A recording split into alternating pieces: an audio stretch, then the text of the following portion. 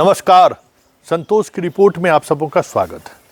और आज हम संतोष की रिपोर्ट में बात फिर से नीतीश कुमार की करने जा रहे हैं।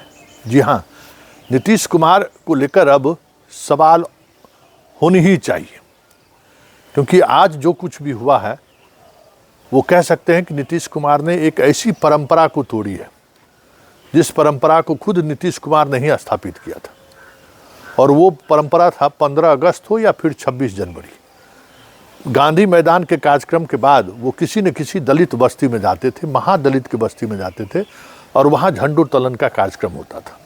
लेकिन पहली बार इस बार निर्धारित कार्यक्रम में नीतीश कुमार शामिल नहीं हुए।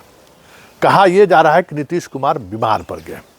हालांकि आवास पर झंडोत्तोलन के समय हो या फिर गांधी मैदान में, अगर उनके स्वास्थ्य पर, उनके बॉडी लैंग्वेज पर अगर आप ध्यान देंगे तो वो बीमार दिख नहीं रहे। लेकिन ठीक है, कहा जा रहा है किसी न किसी माध्यम से, हालांकि आधिकारिक तौर पे उनके बीमार होने की सूचना नहीं दी गई है सरकार की तरफ से, मुख्यमंत्री सचिवालय की तरफ से, लेकिन चर्चाएं ऐसी हैं कि वो बीमार हैं और इसलिए वो दलित बस्ती में, महादलित बस्ती में झंडोत्तोलन के कार्यक्रम में नहीं गए। देखिए, उस कार्यक्रम में नहीं जाना उतना ही महत्वपूर्ण है जितना नीतीश कुमार का गद्दी पर बने रहने या न रहने का है। जी हाँ, ये हम इसलिए कह रहे हैं कि नीतीश कुमार महादलित बस्ती में झंडोत्तोलन का कार्यक्रम आयोजित कर, वो खुद झंडोत्तोलन नहीं करते थे, उस महादलित टोले के जो सबसे बुजुर्ग लोग होते थे उनसे झंडोत्तोलन कराते थे और कुछ अपनी बात भी रखते थे।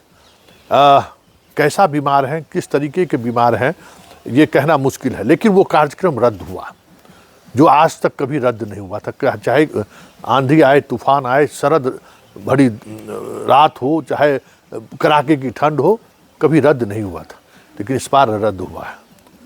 और रद्द होने के चंद घंटों बाद ही दिल्ली में जीतन राम मांझी का बयान आता है कि नीतीश कुमार को भारत रत्न मिलना चाहिए। हालांकि नीतीश कुमार के भारत रत्न मिलने को लेकर बीजेपी के नेताओं ने ही ये मांग की शुरुआत की थी। गिरिराज सिंह ने इसकी शुरुआत की और फिर सभी नेता उसमें सुर में सुर मिलाने लगे। लेकिन आज जीतन राम मांझी ने फिर से ये सवाल खड़ा किया है। और अमूमन अगर आप देखिए कि पद्म विभूषण हो, पद्मश्री हो या फिर भारत रत्न जैसे सम्मानित पुरस्कार की बात करिए, तो वो इस देश में उन्हीं लोगों को दिया गया है जो रिटायर्ड हो चुके हैं, जहाँ जिस फील्ड में है उस फील्ड में बड़े योगदान की वजह से उनको दिया जाता है। और तब दिया जाता है जब वो इस दुनिया से या तो चले गए हैं या फिर वो अपने उस फील्ड से बाहर हो चुके हैं। तो क्या नीतीश कुमार को बाहर का रास्ता दिखाने की ये बीजेपी की साजिश तो नहीं है, या फिर एनडीए नीतीश कुमार का एक बेहतर एग्जिट हो, इसके लिए इस तरीके के बयानबाजी तो नहीं मांझी कर रहे। हालांकि नीरज ने बड़ा स्वागत किया है और नीरज ने कहा है कि भाई हमारे लीडर तो क्लाइमेट लीडर हैं, पूरे दुनिया में इनकी पहचान है, तो ऐसा कोई डिमांड करके कोई बड़ी बात उन्होंने नहीं कही है। हर पुरस्कार से कहीं वो आगे के मटेरियल है। तो क्या नीरज उस बयान को काट तो नहीं रहे? बड़ा सवाल है। तो पहले ज़रा नीरज का बयान सुन लीजिए। जीतन राम मांझी का तो आप सुनते ही रहे हैं, ज़रा नीरज का सुन लीजिए कि नीरज कह क्या रहे हैं। क्योंकि नीरज जिस तरीके से जीतन राम मांझी के उस बयान पर प्रतिक्रिया उन्होंने दिया है, संकेत साफ है कि जो कोशिश की जा रही है बीजेपी के द्वारा या बीजेपी के इशारों पर, उसको कहीं न कहीं अपने सिरे से जदयू खारिज करने की कोशिश कर रही है। लेकिन बड़ा सवाल यह है कि जदयू अब उस स्थिति में है क्या? लेकिन उस पर चर्चा करने से पहले जरा नीरज का बयान सुन लेते हैं। माननीय जीतन राम मांझी जी को माननीय नीतीश कुमार जी के व्यक्तित्व के अनुरूप मांग करने का अधिकार है। माननीय नीतीश कुमार जी का व्यक्तित्व इतना भारी है कि पुरस्कार उनके पीछे दौड़ता है। ग्लोबल थिंकर की उपाधि मिली। संयुक्त राष्ट्र संघ के राउंड टेबल कॉन्फ्रेंस ने क्लाइमेट लीडर नीतीश कुमार जी को कहा। तो नीतीश कुमार जी के बारे में आदरणीय प्रधानमंत्री जी का मंतव्य है कि डॉक्टर राम मनोहर लोहिया और जॉर्ज फर्नांडिस के बाद इस देश के अंदर में कोई परिवारवादी राजनीति के खिलाफ समाजवादी मूल्यों की राजनीति की है वो नीतीश कुमार जी हैं। तो नीतीश कुमार जी का व्यक्तित्व तो बोलता है, पुरस्कार तो उनके पीछे दौड़ता है। तो आपने सुन लिया कि नीरज क्या कह रहे हैं और किस तरीके से इस भारत रत्न के पुरस्कार को लेकर जो मांझी का बयान है, उस बयान से उन्होंने सहमति भी नहीं जताई है और असहमति भी नहीं जताया है, लेकिन एक संदेश उन्होंने दे दिया है कि इस पुरस्कार का कोई मतलब नहीं है, इस पुरस्कार से श्रेष्ठ ऊपर की चीज़ है नीतीश कुमार। आखिर ये कहने की जदयू की जरूरत क्यों पड़ा, या फिर जदयू अचानक तुरंत इस मुद्दे पर खुलकर क्यों सामने आए?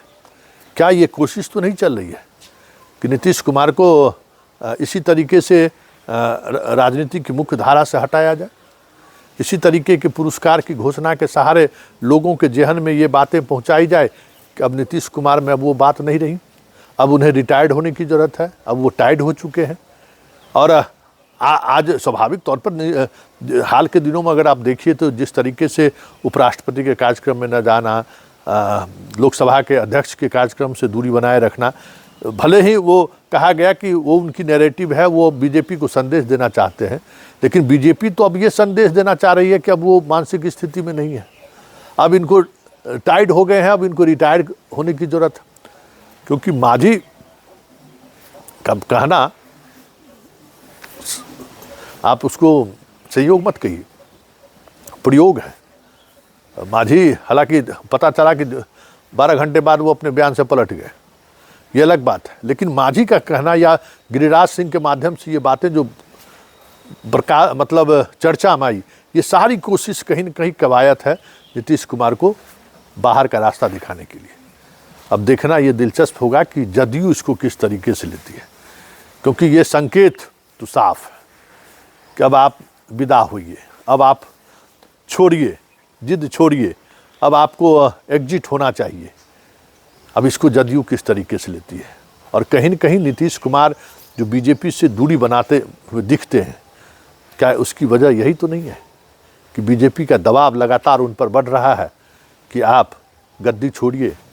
2025 अमित शाह ने तो कह ही दिया है कि भाई मुख्यमंत्री कौन बनेगा वो पार्लियामेंट्री कमेटी तय करेगी, संकेत तो उन्होंने दे ही दिया है। तो क्या अब ये बात खुलकर सामने आ गई है, क्या अब ये बातें अब कहीं न कहीं यही है कि अब उनको बीजेपी कह रही है कि अब आप गद्दी छोड़िए? बड़ा सवाल है, क्योंकि नीरज की प्रतिक्रिया स्वाभाविक नहीं है। नीरज की प्रतिक्रिया संकेत दे रहा है कि हम आपके इस झांसे में आने वाले नहीं हैं, आपके इस नैरेटिव को हम स्वीकार करने को तैयार नहीं है।